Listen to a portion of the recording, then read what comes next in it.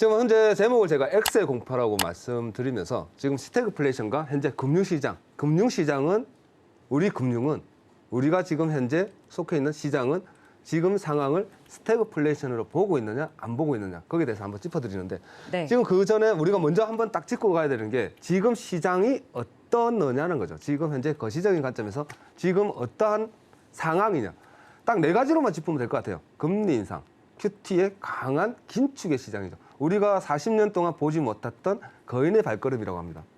자이언트 스텝을 밟고 있는 40년 만에 처음 보는 이런 상황을 우리는 겪고 있고 거기다가 정말 최고 인플레이션 8.6을 보고 있습니다. 우리는 2%대, 3%대만 기억을 하는데 2%, 3% 얘기하던 게 여러분 옛날같이 느껴지는데 1년이 안 됐습니다. 6개월 넘어가고 있고 이제 7, 8개월, 1년 다 돼가고 있고 정말 얼마 전에 2%대 그리고 2년 전만 해도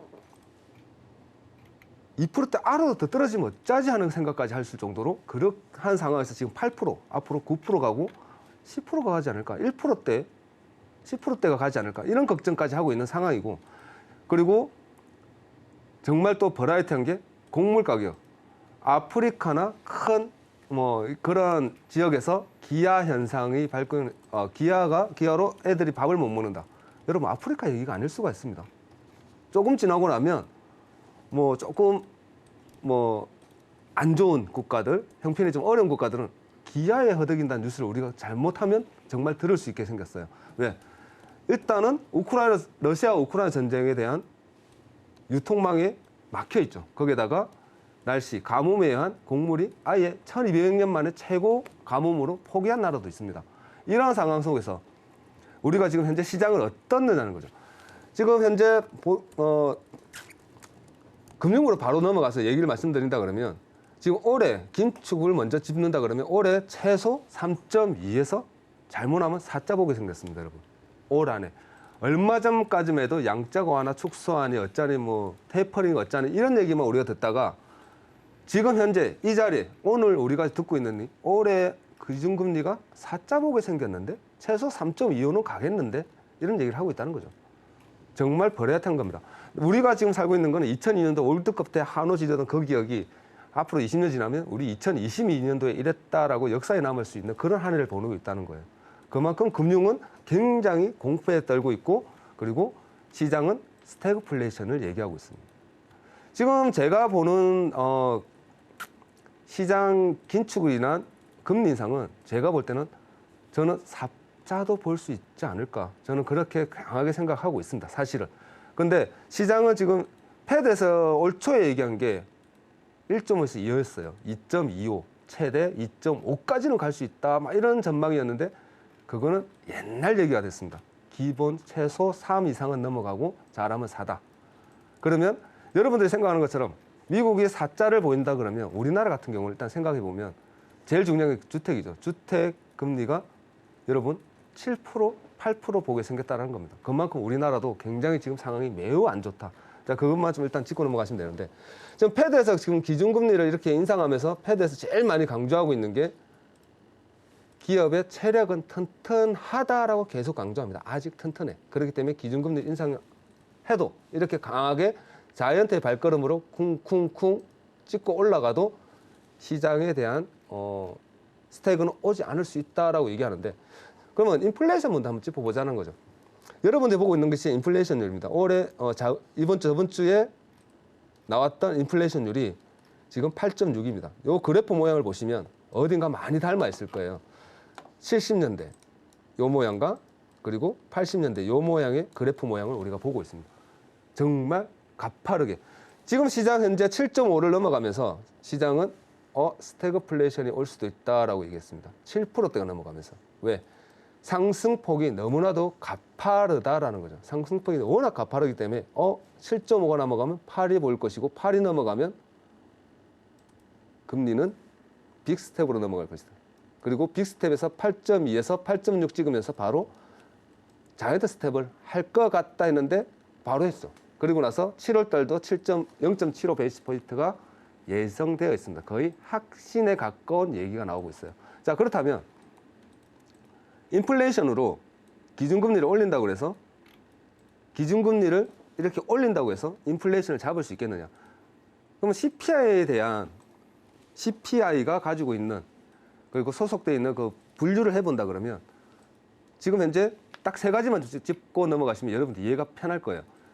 일단은 교통비입니다. 미국은 교통이 지금 17%예요. 17%. 자동차, 중고차, 그리고 뭐 자동차 관련된 비용들, 교통비도 물론 포함되고요. 거기다가 식품 14%를 차지하고 있습니다. 식품도 14%예요. 거기다가 제일 크게 지금 차지하고 있는 게 주택입니다. 주택이 CPI 포함되어 있는 금액 퍼센테이지가 45%예요. 그러면 그 세 가지를 합치면 거의 한 75%가 됩니다. CPI 안에 속해 있는 내용을 합쳐보면. 자, 그렇다면 패드가 긴축을 강하게 한다고 해서 그 세 개 중에 잡을 수 있는 게 뭐냐?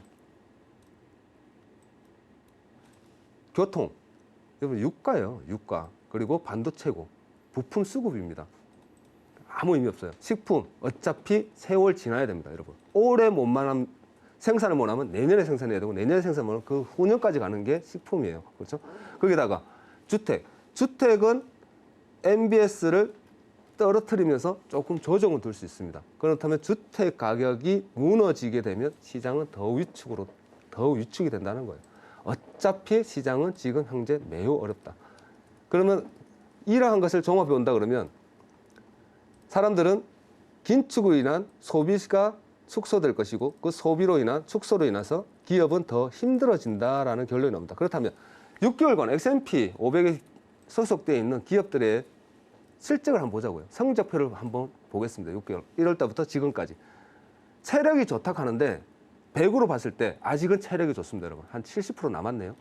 70% 정도 남은 것 같습니다. 보통 S&P 500의 기업들 중에 그중에 아마존부터 테슬라 전체 기업들을 다 봤을 때 흔히 얘기하는 머리가 깨져서 된장 바르고 다닙니다, 여러분. 정신 못 차려요. 지금 정신이 없습니다, 시장은. 근데 체력이 좋다, 살아날 수 있다. 물론 조금 팬데믹 이후 올라갔던 거품이 빠지면서 그럴 수 있다라고 봅니다. 그러나 우리는 그렇지 않죠. 우리는 투자자로서 굉장히 위축되어 있습니다. 자, 이런 상황에서 우리가 계속적인 매수를 생각할 수 있겠느냐? 아직은 힘들다라는 거예요. 그러면은 내가 시장이 스택으로 넘어가고 있는 상황에서 내가 스택으로 판단하려면 어떠한 지표를 보면 되겠느냐? 뭐 그것도 좀 짚어봐야 되지 않겠습니까? 자, 그래서 팬데믹 하락률 아까 조금 전에 보여준 것처럼 50%, 60%, 62까지 피보나치 수열이라는 게 있습니다, 여러분. 파동에 대한 확인이죠. 현재 저점 50%가 무너지면 62%까지는 열어둬라라는 게 기술적 분석에서 기본이라는 겁니다. 기본적인 생각이다. 자, 그렇다면 전체 시장의 흐름은 하방을 계속 얘기하고 있고 반등은 여러분 하방이 어디까지겠느냐라는 생각은 제가 지금 딱 말씀드리면 여러분 하방 맞추는 거 중요하지 않습니다. 어디까지 내려갈 것 같아요? 사람들 많이 질문을 하세요. 그럼 무슨 의미가 있을까요, 여러분? 그거 맞춘다고 큰 의미 있습니까? 언제 반등할까요가 중요하죠. 그렇지 않습니까? 언제 반등할 거야가 중요한 거지 어디까지 내려갈까요? 그건 무당한테 물어보는 게 더 낫습니다. 여러분 아무 의미가 없어요. 지금 상황에서는 하방을 열어두시고 내가 지금 매수 안 해야지라는 생각만 가지시면 된다는 거예요. 내가 투자를 안 해야지. 주식 하시는 분들은. 그러나 해외 선물은 틀리죠. 하방에 대한 관점을 좀 더 길게 가져가시면서 우리는 숏에 투자를 하면 된다라는 겁니다. 쉬운 생각을 가지시면 돼요. 쉽게 풀이하셔가지고 나는 매수의 관점을 조금 조심해야지. 매수를 보더라도 최대한 조심히 봐야지. 그리고 매도는 조금 더 여유를 가지고 봐야지. 이런 생각으로 접근하시면 우리는 괜찮다라는 거예요. 자, 그렇다면 지표를 여러분들이 한번 봤을 때 변동성 지수라고 해서 시장에서 제일 많이 얘기를 합니다.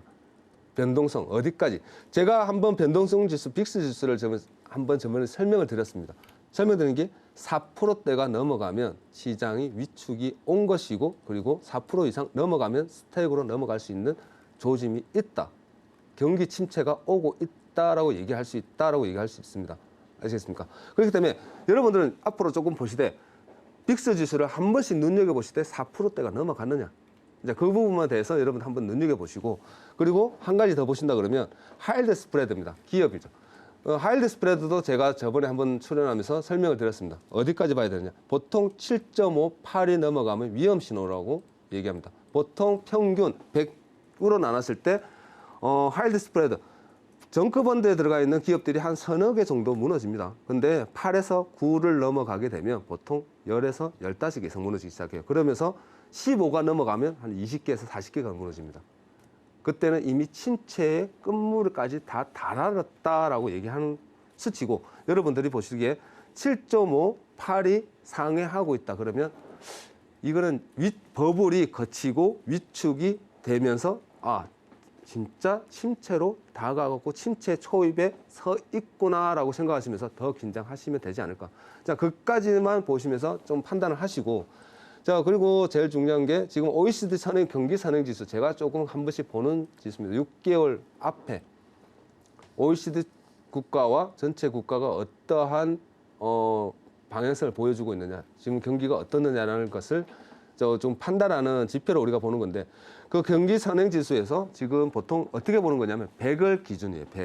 100 위에 100일일 때는 지금 경기가 좀 괜찮다, 앞으로도 좀 괜찮을 것 같다. 100 아래 99가 되면 경기가 조금 침체되어 있다, 조금 어렵다라고 평가하는 건데, 제가 이것을 여러분들 보여드리는 게 지금 미국은 100 위에서 아직은 있습니다. 경기 침체 아니에요, 여러분. 아닙니다.